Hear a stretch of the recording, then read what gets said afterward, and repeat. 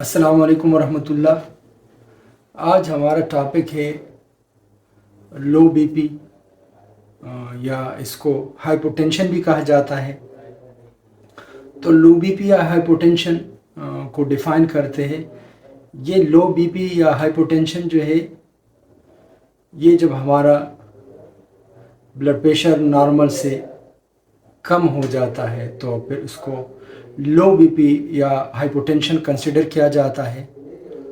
اور ہمارے پاس جب B P normal B P جو ہے وہ 120/80 mmHg ہوتا ہے، اگر یہ ہمارے پاس بی پی 100/70 تک آ جاتا ہے تو اس کو لو بی پی یا ہائپوٹینشن کنسیڈر کیا جاتا ہے۔ تو اس ویڈیو میں ہم ہائپوٹینشن کے کازز ڈسکس کریں گے، ہائپوٹینشن کے سائن سمٹم ڈسکس کریں گے، اور اس کے ساتھ پھر ہائپوٹینشن کے ہومیوپیتھک ٹریٹمنٹ بھی ڈسکس کریں گے۔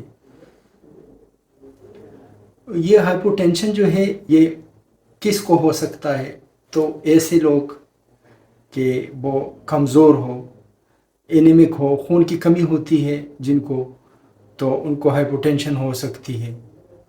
اور اس کے ساتھ ساتھ یہ بعض اوقات جو ہے جب بہت زیادہ ڈی ہائیڈریشن ہو جاتا ہے، ہائپوٹینشن ہو سکتا ہے، یا اسکیمک شاکس کے تھرو بھی ہو سکتا ہے ہائپوٹینشن۔ خواتین ہیں ان کو ہائپوٹینشن بہت زیادہ ان کو چانسز ہوتے ہیں۔ ہائپوٹینشن کے کاز جو ہے، یہ تو ہائپوٹینشن کے کاز ہے۔ اس کے علامات جسم میں سستی، چکر آنا اور کمزوری محسوس کرنا ہوتا ہے۔ ہائپوٹینشن جو ہے یہ فیوچر میں کوئی کارڈیوواسکولر ڈیزیز اس کے ساتھ ریلیٹڈ نہیں ہوتے، مطلب یہ کارڈیوواسکولر ڈیزیز کو کے کازز نہیں بنتی۔ ہائپرٹینشن جو ہے یہ کارڈیوواسکولر ڈیزیز کاز کرتی ہے، کڈنی فیلئر کے کو کاز کرتی ہے۔ مائیکارڈیل انفارکشن جو ہے وہ بھی ہائپرٹینشن کی وجہ سے، اگر لانگ ٹائم تک ہو اور آپ کا ہائپرٹینشن یا آپ کا بی پی کنٹرول نہ ہو تو مائیکارڈیل انفارکشن ہو سکتا ہے، مختلف کارنری ڈیزیز ہو سکتی ہے، اور حتیٰ کہ ہارٹ فیلئر بھی ہو سکتا ہے۔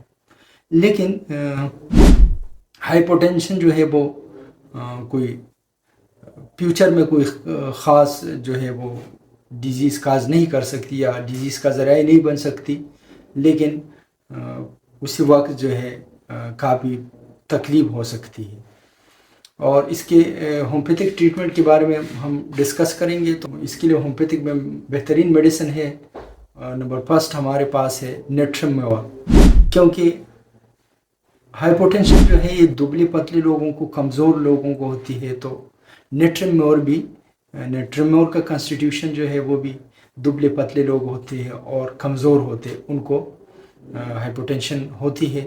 تو ہائپوٹینشن اگر ہے تو اس میں نیٹرمول کا بہترین رزلٹ ہے، کیونکہ نیٹرمول جو سالٹ ہے یہ ہمارے جسم میں ساڑھ کا جو بیلنس ہے ان کو بھی مینٹین رکھتا ہے، اور نیٹرمول ہمارے جسم کے اندر پانی کا جو مقدار ہے وہ بھی مینٹین رکھتا ہے۔ اس کے علاوہ تو نیٹرمول جو ہے آپ 30 پوٹنسی میں صبح شام 5 قطرے صبح شام استعمال کریں، یہ تقریباً 2 مہینے تک استعمال کریں تو آپ کے جو ہائپوٹینشن کا مسئلہ ہے یہ حل ہو جائے گا۔ دوسری میڈیسن ہمارے پاس ہے جرسیمیم۔ جرسیمیم بھی یہ ایک ایسی میڈیسن ہے کہ ہمارے نروس سسٹم پہ کام کرتا ہے، اور جو پیریفرل نرو سسٹم ہے اس پہ کام کرتا ہے، اور اس کے ذریعے جو ہمارے ہائپوٹینشن کا جو تکلیف ہوتے ہیں اس کو کنٹرول کرتے ہیں۔ کیونکہ ہمارے جو بلڈ پریشر ہے اس کے 2 پروسیس میکینزم ہوتے ہیں، لانگ ٹرم اور شارٹ ٹرم۔ تو جرسیمیم جو ہے یہ ہمارے شارٹ ٹرم جو بی پی کا میکینزم ہے اس کو کنٹرول کرتا ہے۔